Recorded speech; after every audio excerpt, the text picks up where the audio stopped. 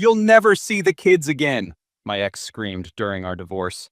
She thought she won, until her own witness testified against her to the judge. Now she's blowing up my phone. I, 41M, am neck deep in a divorce I never saw coming. Life wasn't perfect, but with two kids, Liam, 10, Sophie, 7, and jobs, I thought we were managing the usual stress.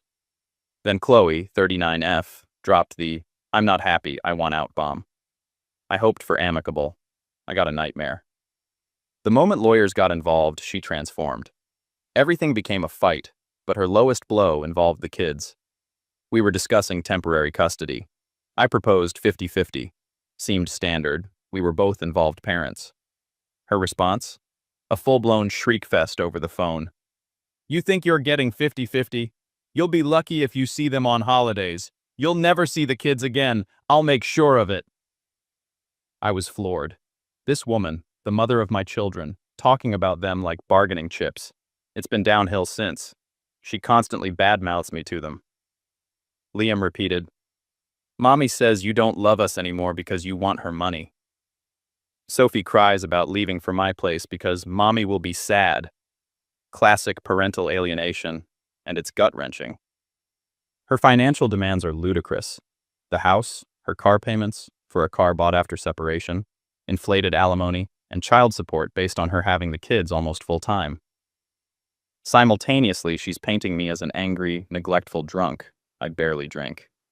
Her best friend Jessica, 30s, and mom, Brenda, 60s, are her loyal echo chamber. Brenda leaves tearful voicemails about Chloe's fragility. Jessica posts vague #toxic men stuff online. It's a coordinated effort. My lawyer's advice was blunt. Stop reacting. Start documenting. So, that's my life now.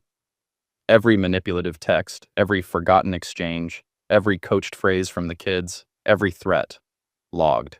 Screenshots, recordings, legal in my state. Dated notes. It feels cold, like building a prosecution against my wife. But when the alternative is potentially losing my kids based on her lies, what choice is there? The custody hearing is months away. Chloe seems incredibly confident, even smug. "Just wait," she said at a recent drop-off. "Everyone will see what you really are." Part of me is terrified she'll succeed, but mostly I'm just focused. Document. Stick to the plan. Let her think she's winning this. Update. It's gotten uglier, as expected. Chloe's sense of entitlement is stratospheric. She sent me a spreadsheet detailing her needs, including spa days and designer bags, funded by me naturally. My lawyer filed it under fiction. The alienation tactics are constant. She interferes with my custody time. Forgetting Liam's games. Signing Sophie up for expensive camps on my weeks without discussion. Blocking phone calls for days. Too busy. Each time, document, polite email referencing the plan. CC lawyers. Her replies are hostile or non-existent.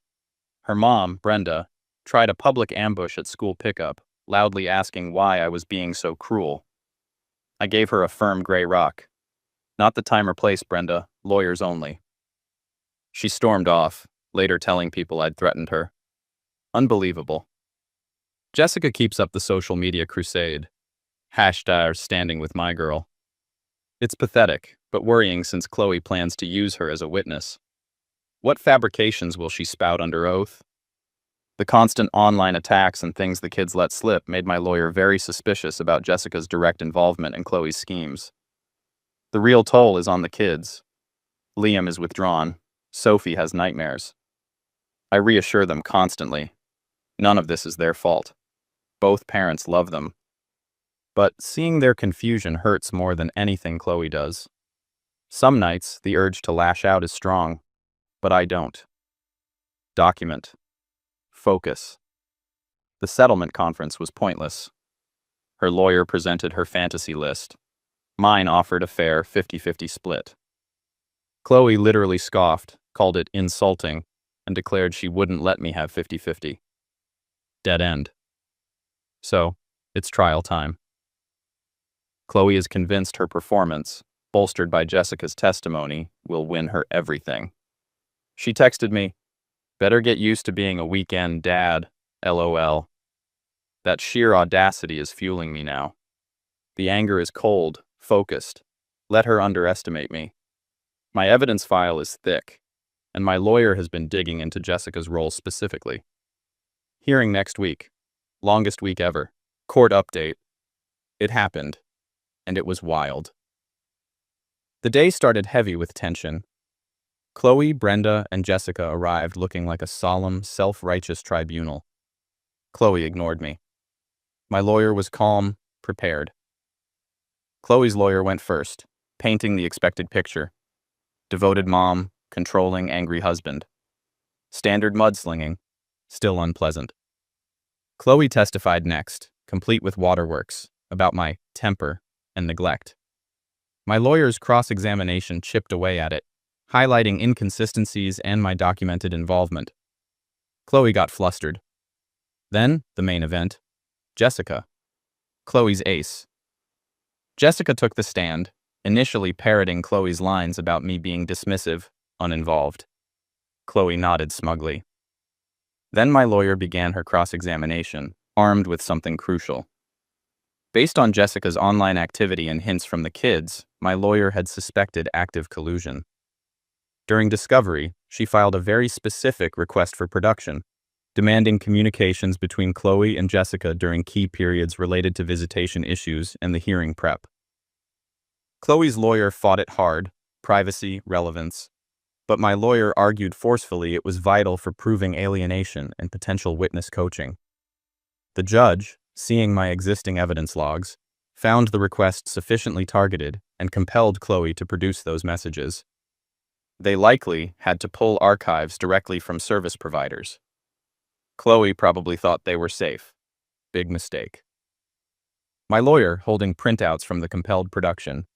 Ms. Jessica, on March 15th, did Chloe text you? Ugh, Mark wants the kids this weekend. Need to come up with a reason they have to stay with me. Maybe say Sophie has that thing? Jessica turned ghost white. Silence. Jessica. I don't recall. Lawyer. Let me refresh your memory.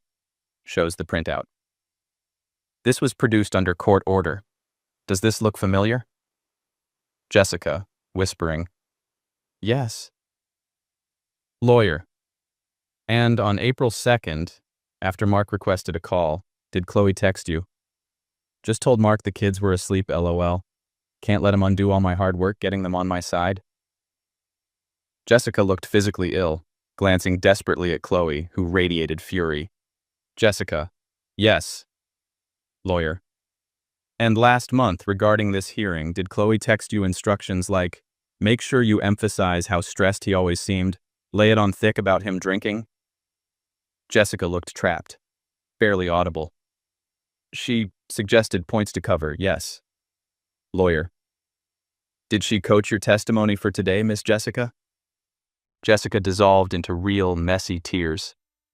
She just wanted help. She was scared. She said if I didn't help say the right things, she'd lose the kids. Absolute silence. Chloe looked stunned, her private strategy exposed. Her lawyer buried his face in his hands. Brenda looked horrified. My lawyer presented a few more damning texts. Chloe bragging about manipulation, complaining about the kids interfering with her plans. The picture was undeniable. Calculated alienation and witness coaching, admitted in Chloe's own words from court-ordered evidence. My lawyer then briefly presented my documented logs, which perfectly matched the timeline and events discussed in Chloe's texts, creating a solid wall of evidence. The judge called for a recess before ruling. Chloe stormed out, dragging Brenda, fury radiating off her. Don't know the final outcome yet, but that targeted discovery move completely demolished Chloe's case, using her own words against her. Final update. It's over. The judge ruled 3 weeks ago. Primary physical custody to me. Joint legal, but communication mandated through a monitored app due to her behavior, plus a stern warning about alienation. Chloe gets standard visitation, basically what she refused to give me. Child support based on reality, not fantasy. Minimal, short-term alimony. The judge explicitly cited the alienation evidence, Jessica's testimony, and the compelled text messages as proof of Chloe's lack of credibility. Chloe's reaction? Predictable meltdown. Stood up in court screaming, "You bastard! You did this! You'll never see the kids again! I'll run!" Bailiffs escorted her out. Brenda followed, spewing insults. Since then, my phone's been under siege. Texts, calls from blocked numbers, rants, vague threats, guilt trips, pathetic pleas, all blocked or filtered straight to a lawyer-checked folder. Kid communication only via the court app. Her messages are terse, barely civil. Jessica reportedly faced Chloe's wrath. Heard there was a huge public fight. She tried apologizing to me indirectly. Too little, too late. Good riddance. Brenda sent a rambling email about how I ruined Chloe's life. Filtered, ignored. The best part? The kids. Things are significantly calmer. Liam is smiling genuinely again. Sophie's nightmares are decreasing. We're settling into our new normal. It's not magically perfect. They miss their mom, and we need counseling to help them process. But the constant tension, the manipulation, gone from our home. Seeing Chloe face real, unavoidable consequences flowing directly from her own actions, her lies exposed by evidence she was forced to produce and confirmed by her own friend, feels like justice. Not cheap revenge, but the system actually working based on truth. She wasn't entitled to weaponize our children or destroy my relationship with them. She texted her way into this corner. She thought threats and lies were a winning strategy. Turns out, proof matters. Life isn't suddenly easy. Co-parenting will be challenging, strictly managed legally. But the kids are safe and stable with me. Chloe is learning actions have consequences. Her calls go unanswered, demands ignored. She has to follow the rules. That feels right. That feels like we can finally start moving forward.